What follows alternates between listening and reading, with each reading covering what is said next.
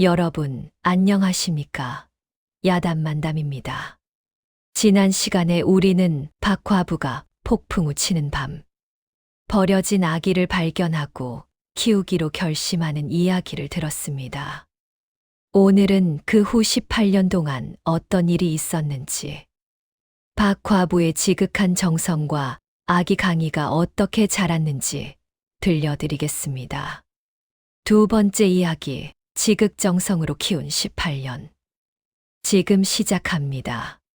세월이 흘러 강희가 첫 돌을 맞이할 무렵이었습니다. 박화부는 아무리 가난해도 아들의 첫 돌만큼은 제대로 차려주고 싶었어요. 강아, 너는 이 어미한테 온 하늘의 선물이야. 첫 돌은 제대로 해줘야지. 박화부는 밤낮으로 바느질을 해서 돈을 모았습니다. 손가락이 부르트고 눈이 침침해져도 쉬지 않았어요. 드디어 첫 돌날이 되었습니다. 비록 소박하지만 떡도 해놓고 강희에게 새 옷도 입혔습니다. 우리 강희, 오늘이 바로 내 생일이다. 잘 자라주렴. 그런데 그날 밤, 강희가 갑자기 열이 펄펄 끓기 시작했습니다. 아이고, 강아, 강아. 박화부가 아이를 안고 허둥댔어요. 작은 몸이 불덩이처럼 뜨거웠습니다. 어쩌나, 어쩌나. 마을에 의원은 있었지만 진료비가 만만치 않았어요. 박화부는 망설이지 않았습니다. 그동안 아껴두었던 은비녀를 꺼내 들고 밤길을 달렸습니다. 남편이 살아생전 선물해준 유일한 보물이었어요. 선생님, 제발 우리 아이 좀 살려주십시오. 의원이 은비녀를 받고 약을 지어주었습니다. 박화부는 밤새 강희 곁을 지키며 약을 먹이고 간호했어요. 강아, 제발. 엄마 말 들리니? 엄마가 여기 있다. 버텨다오. 이틀 밤낮을 그렇게 보냈습니다. 그리고 사흘째 되는 날 새벽, 기적처럼 강희가 눈을 떴어요. 마. 박화부의 눈에서 눈물이 주르르 흘러내렸습니다. 그래, 그래. 엄마다. 우리 강희 잘 견뎌줬구나. 강희가 5살이 되었을 때였습니다. 이미 이 아이의 총명함은 마을에서 소문이 났어요. 어느 날 훈장님이 서당에서 아이들을 가르치는데 강희가 담 밖에서 듣고 있었습니다. 천지현황, 우주홍황. 천자문 소리가 담을 넘어 들려왔어요. 강희는 한 번 듣고는 다 외워버렸습니다. 집에 돌아와서 박화부에게 읊어주었어요. 엄마, 오늘 이런 걸 배웠어요. 천지현황, 우주홍황. 어머, 우리 강희가 벌써 이런 걸 외우다니. 박화부는 놀라웠지만 한편으로는 걱정이 됐습니다. 이 아이를 제대로 가르쳐야 하는데 돈이 없으니 서당에 보낼 수가 없구나. 그날 밤 박화부는 결심했습니다. 강아, 엄마가 너를 꼭 서당에 보내줄게. 기다려라. 그로부터 5년이 흘렀습니다. 박화부는 밤낮 없이 일했어요. 바느질뿐만 아니라 남의 집 빨래도 해주고 밭일도 거들며 푼돈을 모았습니다. 밥은 죽으로 때우고 옷은 기워 입으며 한 푼, 2푼 모았어요. 드디어 강희를 서당에 보낼 수 있게 됐습니다. 훈장님, 이 아이 좀 가르쳐 주십시오. 허허, 과부대. 이 아이가 그 총명하다는 강희로구먼. 훈장님은 강희를 보자마자 알아봤습니다.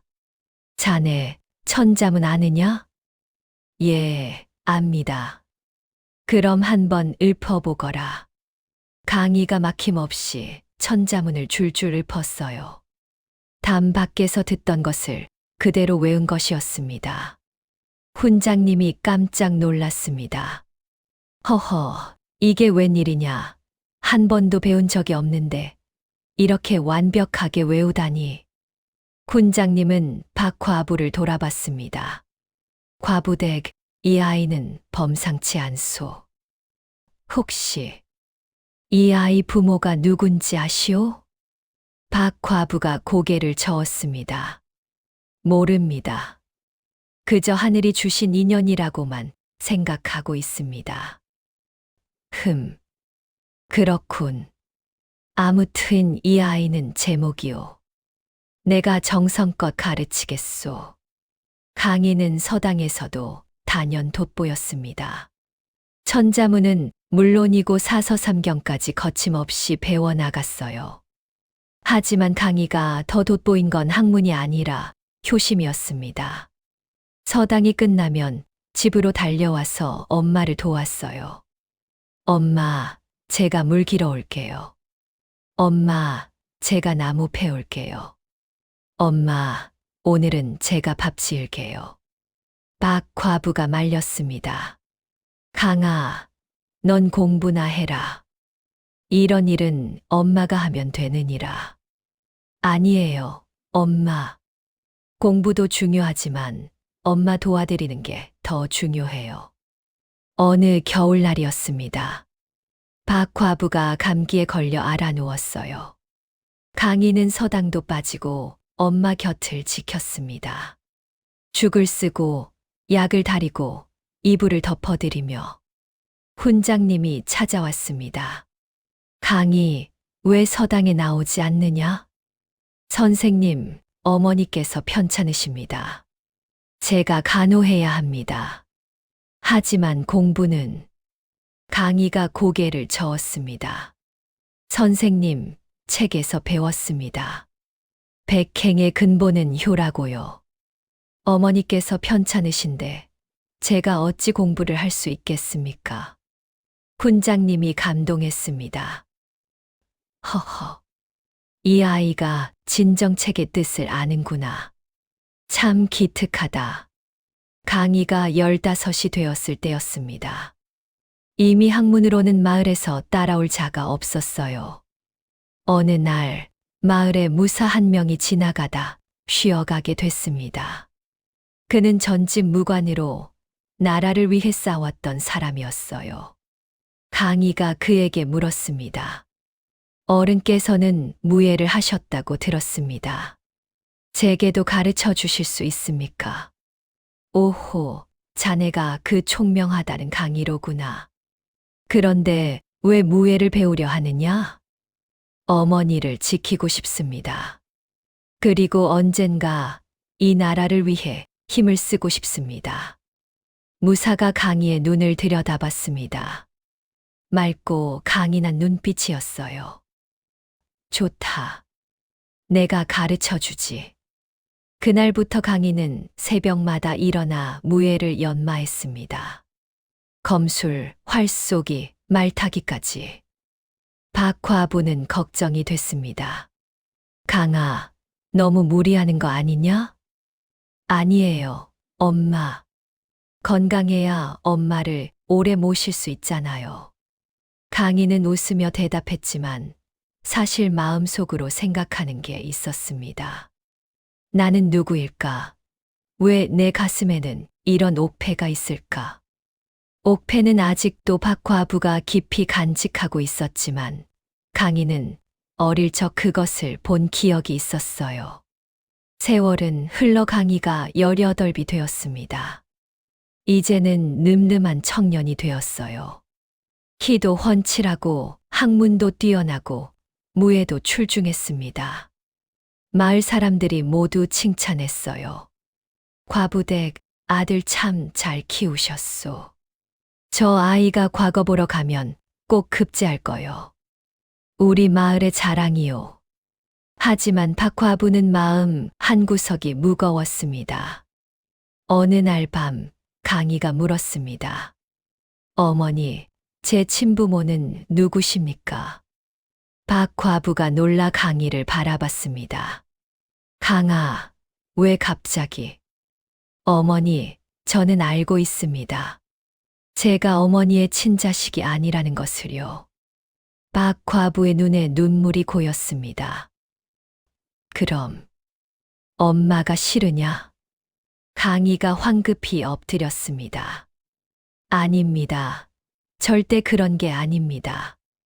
어머니는 저를 낳아주신 분보다 더 소중한 분이십니다. 다만 제 정체가 궁금할 뿐입니다. 박 과부가 깊은 한숨을 쉬었습니다. 강아, 때가 되면 다 알게 될 것이다. 지금은 그저 내가 건강하고 바르게 자라주는 것만으로 충분하구나. 그날 밤 박 과부는 혼자 생각했습니다. 지난 18년이 주마등처럼 스쳐 지나갔어요. 젖돌 때 아파서 죽을 고비를 넘긴 일. 서당 보내려고 밤낮으로 일하던 일. 겨울에 강희 옷 해주려고 밤새 바느질하던 일. 때론 하루에 죽 한 그릇으로 끼니를 때우면서도 강희에게만큼은 밥을 챙겨주던 일. 발이 부르터도 먼 길을 걸어 약초를 캐러 다니던 일. 이 모든 것이 힘들지 않았다. 박 과부는 생각했습니다. 오히려 행복했다. 이 아이가 있어서 내 삶에 의미가 있었다. 박 과부는 장롱을 열었습니다. 깊숙이 감춰둔 옥패가 거기 있었어요. 강아, 내가 누구든 어디서 왔든 너는 내 아들이다. 박 과부는 옥패를 꺼내 들고 한참을 바라봤습니다. 달빛에 비친 옥패의 용문양이 신비롭게 빛났어요. 며칠 후였습니다. 강희는 훈장님을 찾아갔습니다. 선생님, 저는 과거를 보러 가고 싶습니다. 오, 그래? 때가 된 것 같구나. 예, 어머니께서 저를 이렇게 키워주셨는데, 이제는 제가 보답할 차례입니다. 훈장님이 고개를 끄덕였습니다. 강희, 자네는 분명 큰 인물이 될 게야. 내가 보장하네. 감사합니다, 선생님. 강희는 집으로 돌아와 박 과부에게 말했습니다. 어머니, 제가 한양에 가서 과거를 보고 오겠습니다. 꼭 급제해서 어머니를 편히 모시겠습니다. 박 과부가 눈물을 글썽였습니다. 강아, 엄마는 내가 건강하게만 있어주면 된다. 급제고 뭐고 필요 없구나. 아니에요, 어머니. 저는 어머니의 은혜를 갚고 싶습니다. 그리고 강희가 잠시 말을 멈췄다가 다시 이었습니다. 제 안에 흐르는 이 뜨거운 무언가가 저를 더 큰 곳으로 부르고 있습니다. 과거 보러 떠나기 전날 밤이었습니다. 박 과부는 강희를 위해 새 옷을 꺼내 주었어요. 강아, 이거 입고 가거라. 어머니, 이건 언제 만드신 거예요? 몇 달 전부터 조금씩 준비했지. 강희가 옷을 받아들고는 눈물을 흘렸습니다. 어머니, 울지 마라. 우리 강희는 이제 어엿한 선비가 될 사람인데. 박 과부는 강희의 등을 토닥였습니다. 강아, 명심해라. 내가 누구든 어디 출신이든 중요한 건 내가 어떤 사람이 되느냐는 거야. 예, 어머니. 학문도 중요하고 출세도 중요하지만 가장 중요한 건 사람 됨됨이다. 너는 항상 바르고 정직하게 살아라. 명심하겠습니다, 어머니. 두 사람은 밤늦도록 이야기를 나눴습니다. 18년 동안 함께한 추억들을 떠올리며 그렇게 18년이라는 세월이 흘렀습니다. 한 여인의 지극한 정성으로 버려진 아기는 훌륭한 청년으로 자라났습니다. 학문도 뛰어나고 무예도 출중하고 무엇보다 효심이 깊은 청년으로 말입니다. 하지만 아직 아무도 몰랐습니다. 이 청년이 누구인지, 그 옥패가 무엇을 의미하는지, 그리고 곧 이 평화로운 마을에 엄청난 사건이 일어날 거라는 것을. 다음 이야기에서는 마을을 뒤덮은 관군들과 강희의 정체가 밝혀지는 극적인 순간을 들려드리겠습니다. 과연 강희는 누구일까요? 그 옥패의 비밀은 무엇일까요? 다음 시간 마을을 덮친 관군들 편에서 계속됩니다. 오늘 야담만담 두 번째 이야기는 여기까지입니다. 다음 편도 꼭 봐주십시오. 안녕히 계십시오.